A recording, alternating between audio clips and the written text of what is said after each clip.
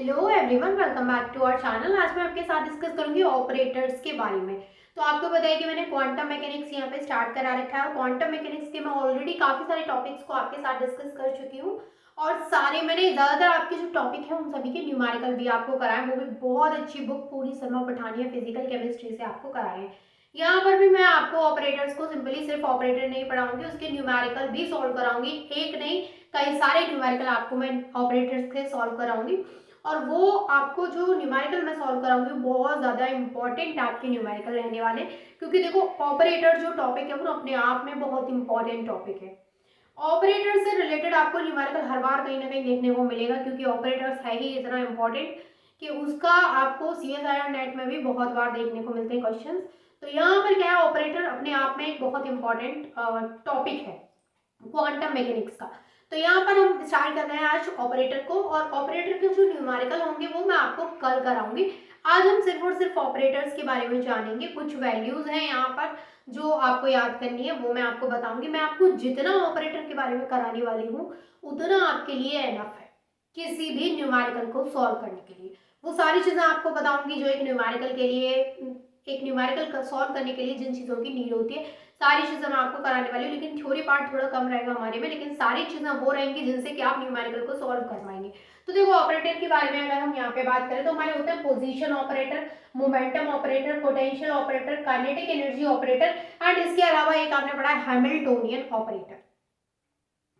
सारे ऑपरेटर्स को डिटेल में जानेंगे। सबसे पहले हम यहाँ पे जानेंगे पोजीशन ऑपरेटर के बारे में। तो पोजीशन ऑपरेटर क्या होते हैं भाई, देखो एक्स के ऊपर हमने हेड लगा दिया, एक्स हेड, वाई हेड, या फिर कैप भी बोल सकते हैं, X cap, Y cap and Z cap. इनका फंक्शन क्या है पोजीशन ऑपरेटर का, दे जस्ट गेट्स मल्टीप्लाइड।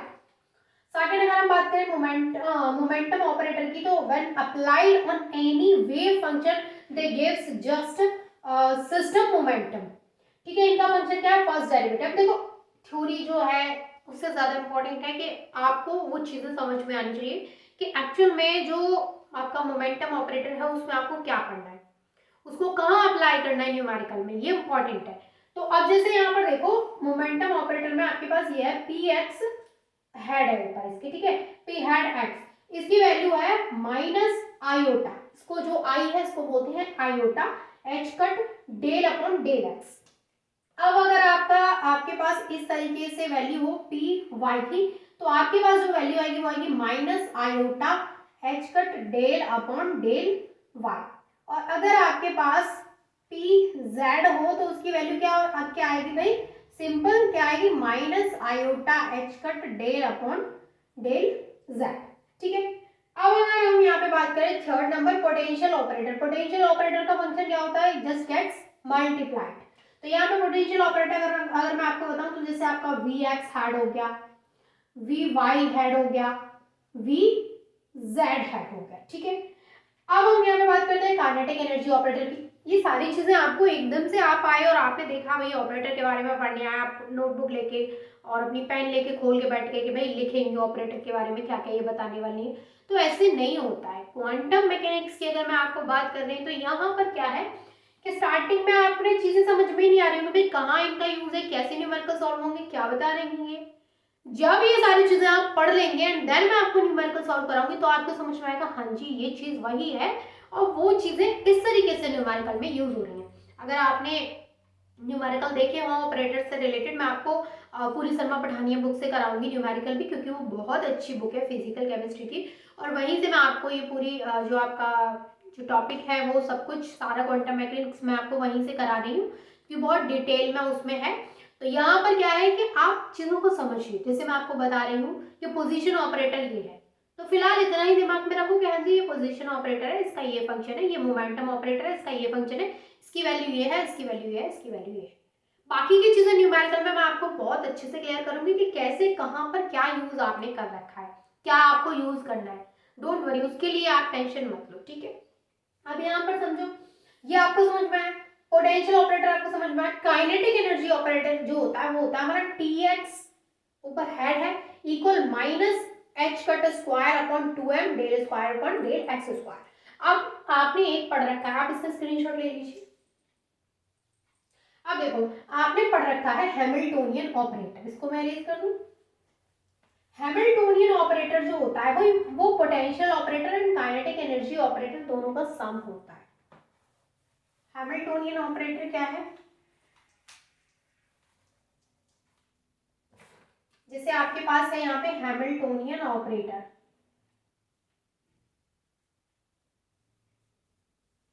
तो हैमिल्टोनियन ऑपरेटर आपने पढ़ रखा है कि भाई इसको हम किससे डिनोट करते हैं, ये इस तरीके से डिनोट करते हैं, एच कैप से, एच हेड से या एच कैप से।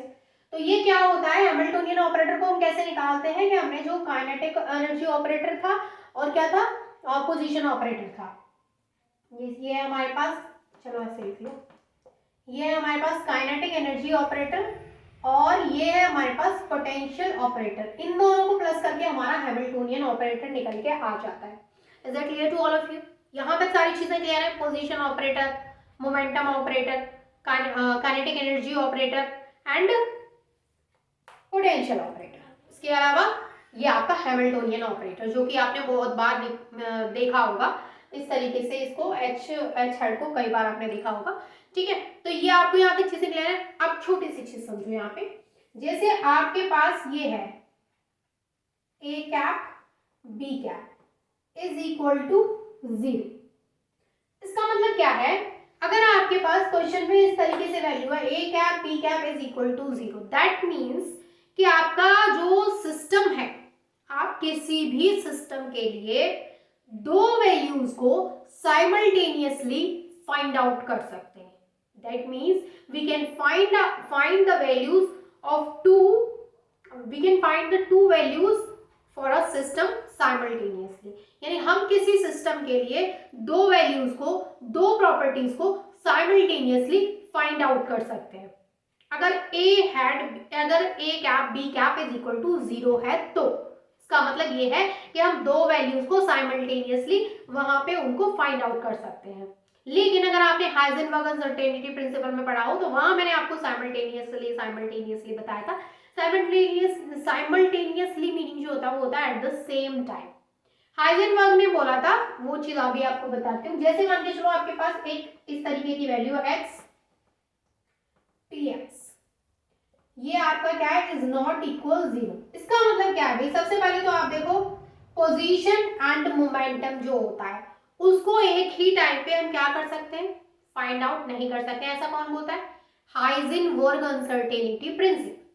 हाइजेनबर्ग अनसर्टेनिटी प्रिंसिपल क्या कहता है, मैंने आपको पहले पढ़ाया है डिटेल में, मतलब पहले नहीं, बहुत साल पहले की बात नहीं कर रही हूँ, अभी क्वांटम मैकेनिक्स में ही पढ़ाया है आपको और उसका न्यूमेरिकल भी सॉल्व कराया है। तो it is impossible to measure simultaneously both the position and momentum of a microscopic particle. ये मैंने आपको हाइजेनबर्ग अनसर्टेनिटी प्रिंसिपल में बताया था। वही चीज यहाँ पर है कि अगर x और px हमारा इज नॉट इक्वल टू 0 है, दैट मीन्स कि यहाँ पर हम जो दो वैल्यूज है, जो दो प्रॉपर्टीज है, उनको एक ही टाइम पर पता नहीं कर सकते, ठीक है जी। लेकिन अगर हम इसकी बात करें A cap B cap is equal to 0, यहाँ पर क्या है, ये बोलता है कि हम दो वैल्यूज को, दो प्रॉपर्टीज को साइमल्टेनियसली फाइंड कर सकते हैं। इतनी बात समझ में आई? अब देखो, अब यहाँ पर देखो मैंने आपको कुछ इंपॉर्टेंट पॉइंट्स भी लिखवाने हैं एंड उसके बाद मैं आपको कुछ ऐसी वैल्यूज भी नोट कराऊंगी जो कि आपको न्यूमेरिकल सॉल्व करने में हेल्प करेंगी कि किसकी वैल्यू हम क्या लगाते हैं। तो यहाँ पर देखो concept of commutation of operator in quantum mechanics.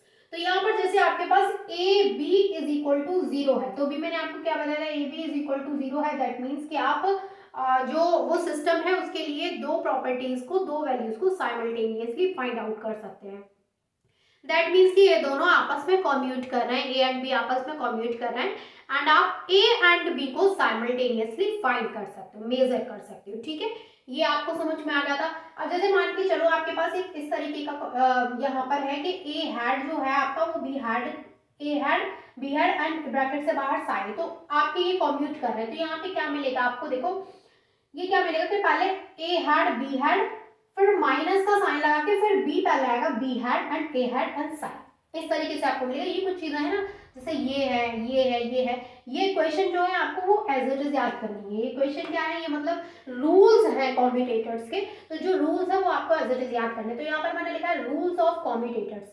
कॉम्यूटेटर्स के कुछ रूल्स है, जैसे यहाँ पर है ए हैड बी हैड आपस में कॉम्यूट कर रहे हैं, तो ये आपको क्या देंगे ये आपको देंगे A hat B hat minus B hat A hat, जो कि आपने यहाँ पे पढ़ा। ठीक है, सेकंड है यहाँ पे बी हैड ए हैड, ये जो है आपका वो पॉजिटिव है, तो यहाँ पर आपको क्या मिली है वैल्यू, नेगेटिव मिली है।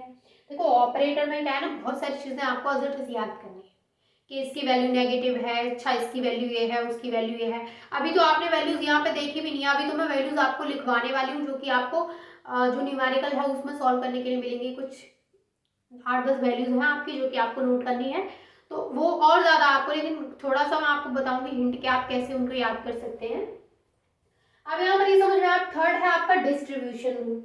डिस्ट्रीब्यूशन रूल क्या कहता है, जैसे आपका A hat B hat comma, comma का ध्यान रखना, कॉमा कहाँ है, यहाँ पे किसके साथ कंप्लीट कर रहा है, सी हैड के साथ।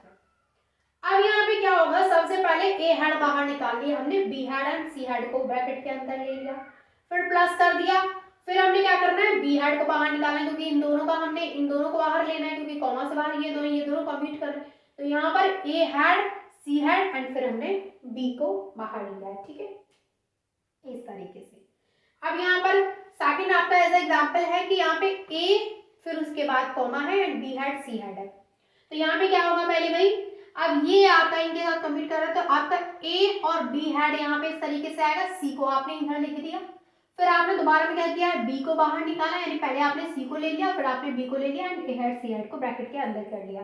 फोर्थ जो आपका है वो है लीनियरिटी प्रिंसिपल। लीनियरिटी प्रिंसिपल क्या है, जैसे आपने ए प्लस बी और कॉमा सी आपने यूज किया है, तो यहाँ पे क्या पहले ए और सी हो जाएगा, फिर प्लस में बी एंड सी हो जाएगा। ठीक है, इतनी चीज समझ में आई, इतनी चीज आपको समझ में आ चुकी है, तो आप फटाफट से इसका स्क्रीनशॉट लेंगे, फिर मैं कुछ ऐसी वैल्यूज आपको कराने वाली हूँ। देखो ये चीजें जो है वो आप लिख के प्रैक्टिस करेंगे, एक बार पढ़ेंगे, 2 बार पढ़ेंगे, बार बार इनकी वैल्यूज को याद करेंगे, उतना आपके लिए फायदा होगा न्यूमेरिकल सॉल्व करने में, अदरवाइज आप सारी वैल्यूज को भूल जाएंगे। ठीक है, तो आपको भूलनी है या याद करनी है वो आपके ऊपर डिपेंड करेगा। तो यहाँ पर आप फटाफट से इसका स्क्रीनशॉट ले लीजिए, फिर मैं आपके साथ कुछ ऐसी वैल्यूज डिस्कस करूंगी जो कि आपको याद करनी ही करनी है। चाहे आप बादाम खा के याद करो अगर आपको भूलने की बीमारी है, चाहे आप काजू खा के याद करो, पर ये आपको याद करनी पड़ेंगी अगर आपको ऑपरेटर के क्वेश्चन सॉल्व करने हैं तो। ठीक है, चलिए।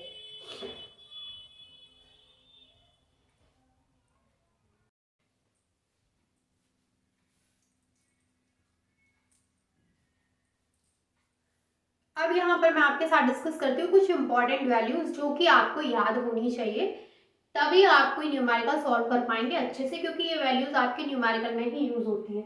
जैसे यहाँ पर है आपका d अपॉन डी एक्स, जब x के साथ में कंप्यूट करेगा तो यहाँ पर जो वैल्यू आएगी वो आपकी +1 रहेगी, और ये जो साई है वो एज इट इज मिल गया है। अगर x पहले आ गया और d अपॉन डी एक्स पीछे चला गया बाद में, तो ये -1 में वैल्यू आएगी। वैसे अगर आपका ये x square D upon D x के साथ में, जब ये यहाँ पे इसकी जो वैल्यू होती है x square minus x square comma D upon D x, तो इसकी वैल्यू जो होती है वो -2x होती है। और अगर x की power n D upon D x की वैल्यू की बात करें तो ये -n x की पावर n -1 होती है। ठीक है, ऐसे इसकी वैल्यू यहाँ पर ये होती है पी एक्स कॉमा एक्स की वैल्यू जो होती है वो होती है -i/h कट। अब अगर इस x को हम बाहर ले, मतलब x पीछे है पी एक्स आगे है, अब अगर x को हम आगे ले आए px को पीछे ले जाए तो वैल्यू आपकी प्लस में चली गई, यानी अब इसकी वैल्यू जो हो गई है वो हो गई है i/h कट।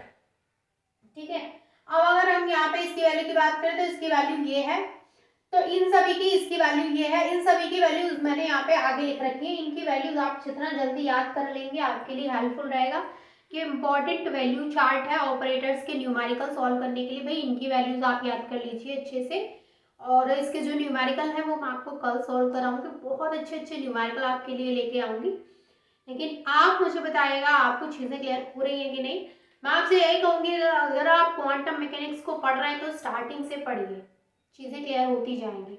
अगर आप बीच में से आ गए, आपने क्वांटम मैकेनिक्स कुछ भी नहीं पढ़ा, आपने जस्ट यूनिट उठाई, अच्छा ये यूनिट मेरे सिलेबस में है क्वांटम मैकेनिक्स की, चलो आज आज आज आज इसमें से पढ़ता हूँ ऑपरेटर, आपने डायरेक्ट ऑपरेटर निकाल लिया, फिर आपने कहा ऑपरेटर तो समझ में नहीं आया, चलो फिर आज अब इसमें पढ़ते हैं हम श्रोडिंगर वेव इक्वेशन, फिर वो भी समझ में नहीं आएगी।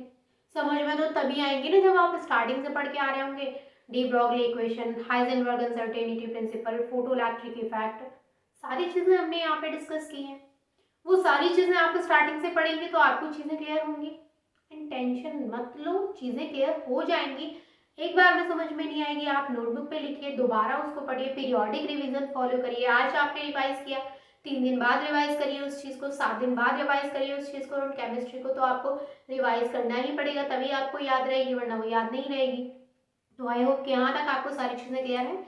कोई भी कैसा भी आपका डाउट है, आपको आप मुझे ये भी बता सकते हैं कि नेक्स्ट आपको किस चैप्टर को डिटेल में पढ़ना है, क्योंकि हम यहाँ पर जो भी आपके लिए, जो भी मैं आपको लेक्चर प्रोवाइड कराऊंगी, जो भी टॉपिक मैं आपको प्रोवाइड कराऊंगी भाई, वो मैं आपको डिटेल में विद न्यूमेरिकल कराऊंगी। तो आप मुझे नेक्स्ट टॉपिक सजेस्ट कर सकते हैं कि आप ये टॉपिक कराओ एंड इसके न्यूमेरिकल भी सॉल्व कराओ। तो मैं उन पे भी आपके लिए डेफिनेटली वीडियो बनाऊंगी, अगर आप मुझे कमेंट करके बताएंगे तो। एंड आई होप यहाँ तक सारी चीज़ें क्लियर है। And thank you so much for watching this video. Video अच्छी लगी हो तो प्लीज़ लाइक ज़रूर करना एंड चैनल को सब्सक्राइब भी करना। Thank you.